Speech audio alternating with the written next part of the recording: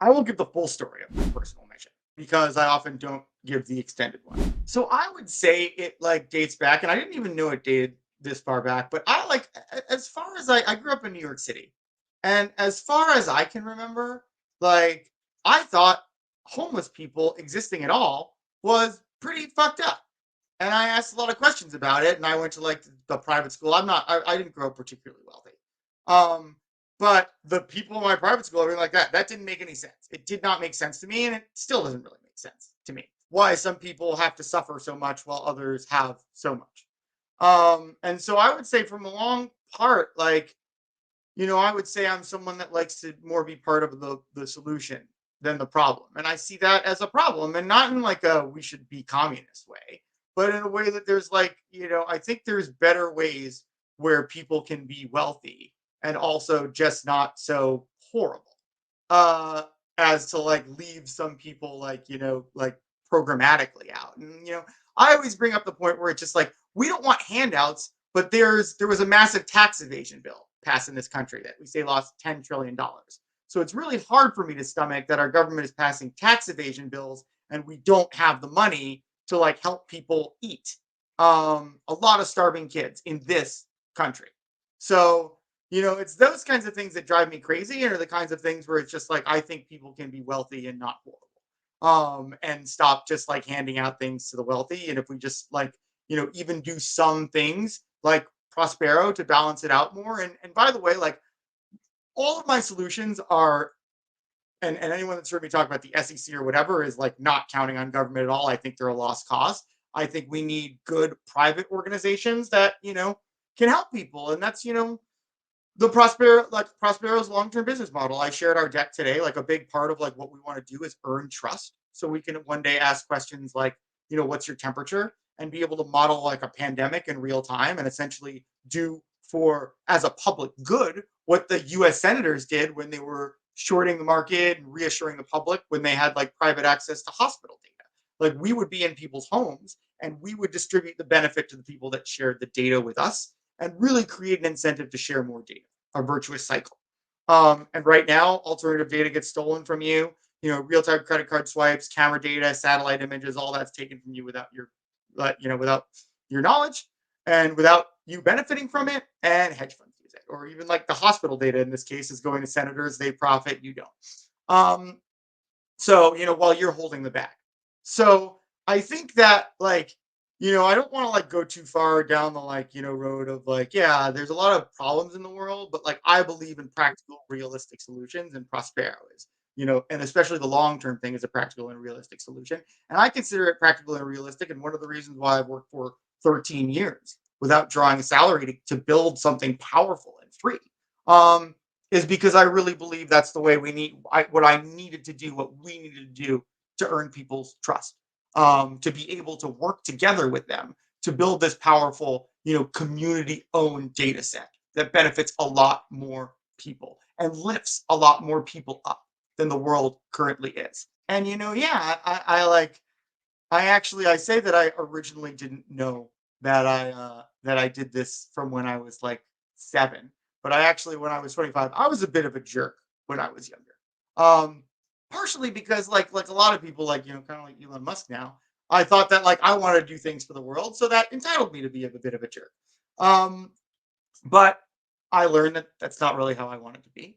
Um, but yeah, I think that I kind of always had this big mission. But because I was a bit of a jerk, my mom actually didn't send me the story that I wrote about wanting to like create what I called was an electronics company that would create world peace when I was 7. So it goes way back, longer than I even knew until I was 25, and my mom, I guess, became enough of a non jerk that my mom actually sent me that story.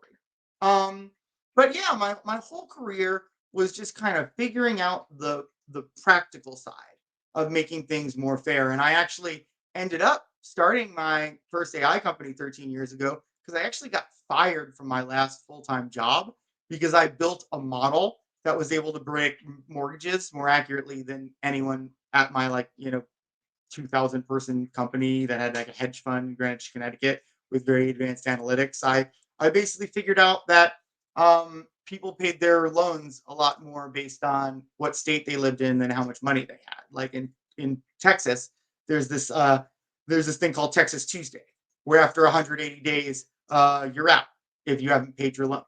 Uh, and a lot of people, when I was like building these algorithms, I was actually rotating around to entry level positions as a management associate.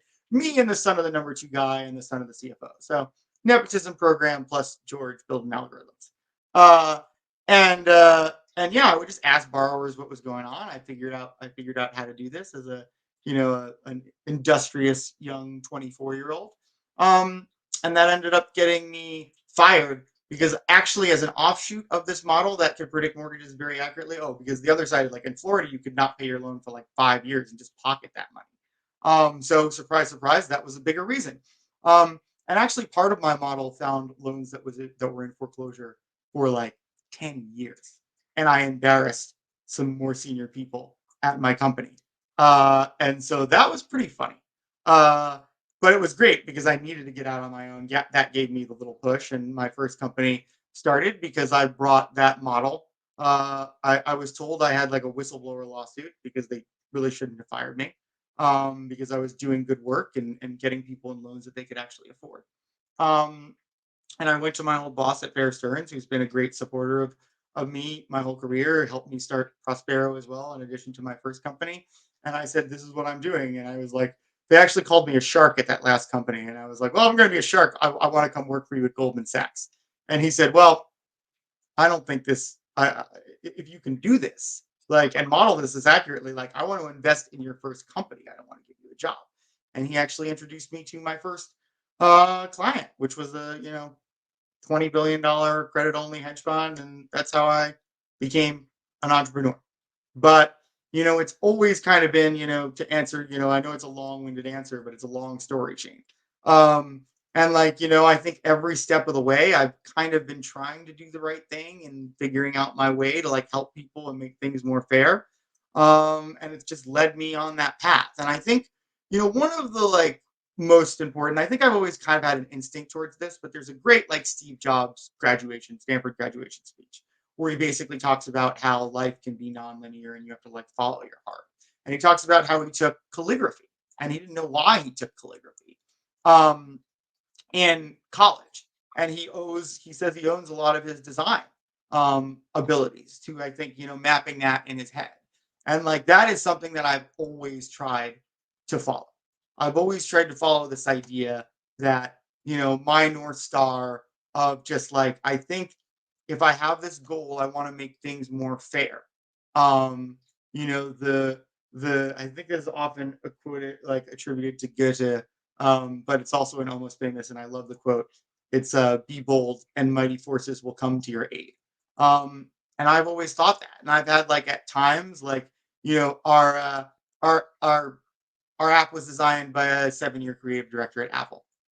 For a long time, I wanted the Apple design. I wanted that intuitiveness. And like it wasn't right there. We weren't even there where a person from Apple would do it. But I met him and his partner Shiva, who's great. I met Shiva at an event. We really hit it off. And we weren't quite there. And they made a deal with us to work first for equity and not, for pay later. And that's the kind of thing that you can only have access to people of that talent when you do believe in a mission as much as I do.